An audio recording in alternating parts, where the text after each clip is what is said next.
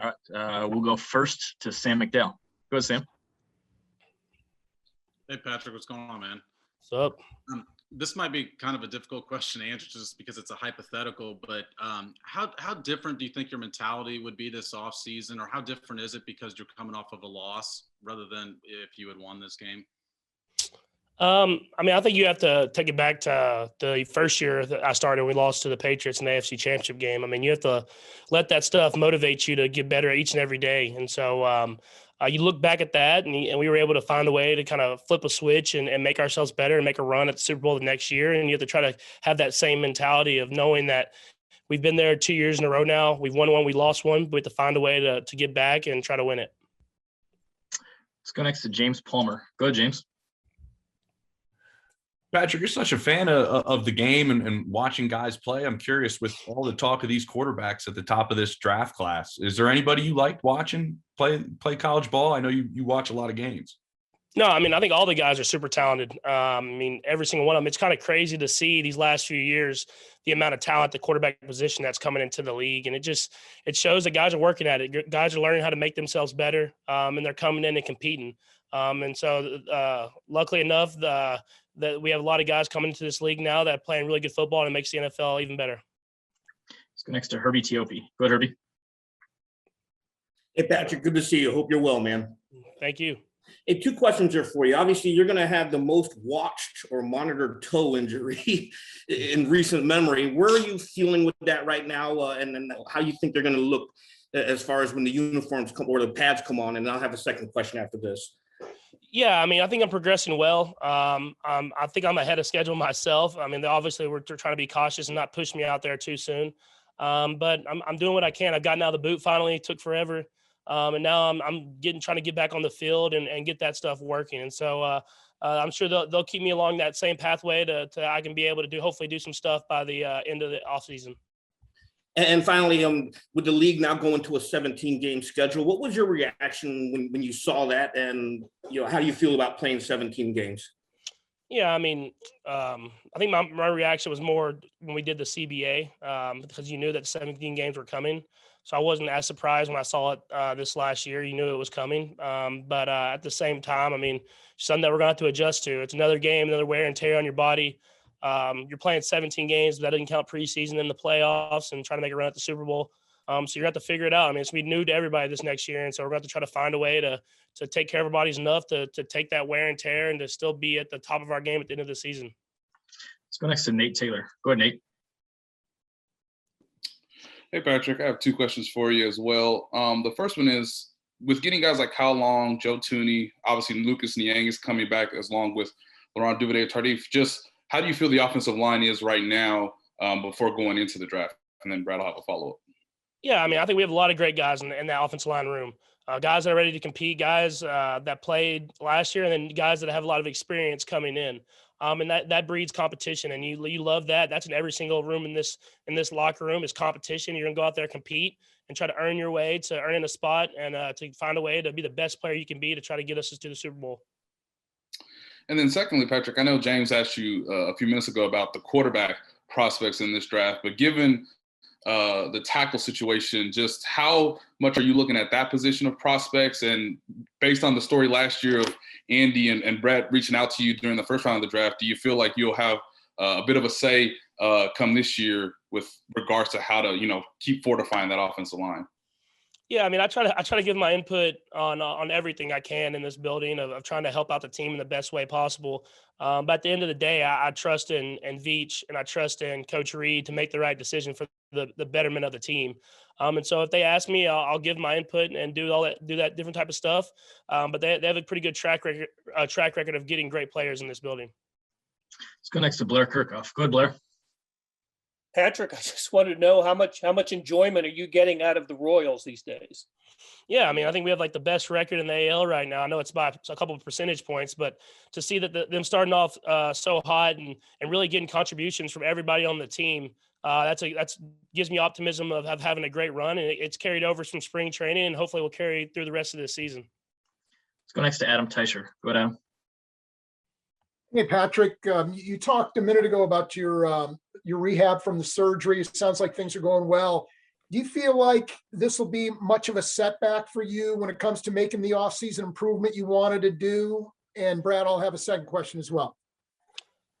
I mean, I don't. I mean, it's just you have to find different ways to improve. I mean, there's so many different things I can improve in my game, and being able to kind of restart and kind of start from injury with the feet, I can really improve my footwork and try to make myself better. I mean, I've dealt with ankle injuries in my career, and being able to teach myself how to hit in the right spots with my feet by teaching myself just how to get back from this injury, I think will help me out in the long run and something I can really focus on.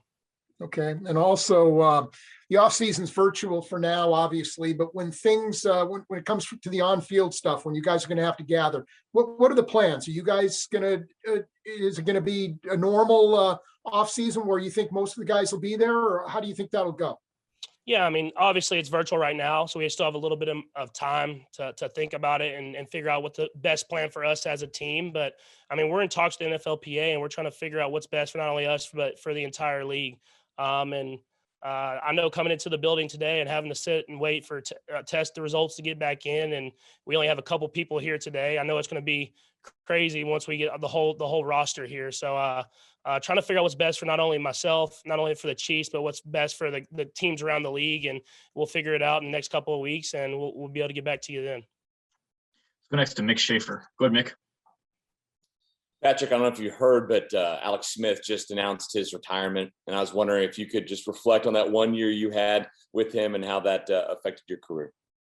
Yeah, I mean, just a tremendous guy, obviously a great player, dealt with adversity throughout his career and always seemed to come on top and to be the better from it. And someone that he's dealt with different coaches, he's dealt with different systems, and he's always had success. And then obviously with the injury that he had, to be able to come back and lead his team into the playoffs, it shows the type of man that he is, the type of team player that he is. And I'm just grateful for the time that I had with him that really developed me to be the quarterback that I am today. Let's go next to Pete Sweeney. Go ahead, Pete. Hey, Patrick, I'm pretty sure this is the first time we're talking to you since the Super Bowl at the local level. Just curious what your off season's been like to date, from the surgery to rehabbing to, again, enjoying the Royals and having a baby and so on and so forth, just the last 2 months. Yeah, I mean, it's been a lot of rehabbing, pretty much every single day of rehabbing. I got to go to the Masters, which was kind of the only break I really had from being up here in Kansas City rehabbing. But just trying to make myself available for the team as quickly as possible. And then obviously becoming a dad, I've had to learn a lot there, probably more than I've learned in my entire life until now, of how to take care of a baby and raise a little baby girl and try to give her the best opportunity and the best life as possible. We'll go 3 more, starting with Harold Kuntz. Go ahead, Harold. Patrick, hope you're doing well, man. You just mentioned fatherhood, so that was one question. But also, just voluntarily, if you want to comment on it, just vaccinations, just your process of that. Have Andy Reid mentioned that he had been vaccinated? Have you been vaccinated? And just overall, how you feel that policy is going forward for all the players involved? What conversations have you guys had about going through getting that procedure done? Yeah, I've been vaccinated already. To me, it was more of a personal decision with having the baby girl and knowing that I was going to be around people. I wanted to make sure I could do whatever I could to help keep her healthy. But I think it's a personal decision for everybody. I mean, whatever you believe, I think you can do whatever that is, and we'll figure out the best way to keep each other healthy by social distancing and doing whatever it is whenever we can in this building. Let's go next to Matt Derrick. Go ahead, Matt. Hey, Patrick, thanks a lot. I'm curious, how much have you watched of that Super Bowl game, going back and watching the tape? And is there anything that you've taken away from that game that you've kind of incorporated into your offseason plans as far as getting ready for next season? And Brad, one quick follow-up if I can. Yeah, I mean, I've watched it, I think 2 times, kind of watched 2 times and then kind of moved on from it. I'm sure I'll watch it more in the virtual offseason that we have going. Just having to continue to take what's there. I think there was times in the game where maybe we were down in the game and I try to scramble and make a play happen when I didn't have to. They were playing a lot of deep coverages, and I probably could have handed it off on some of the RPO type options that we had. And then at the end of the day, we just got to execute at a higher level as an offense. And so I know the guys are motivated to come back and do whatever we can this offseason, whenever that is, and to make ourselves the best team we possibly can. We'll go last to Sarin Petro. Good, Sarin. Patrick, you mentioned being a father. Congratulations on that, by the way.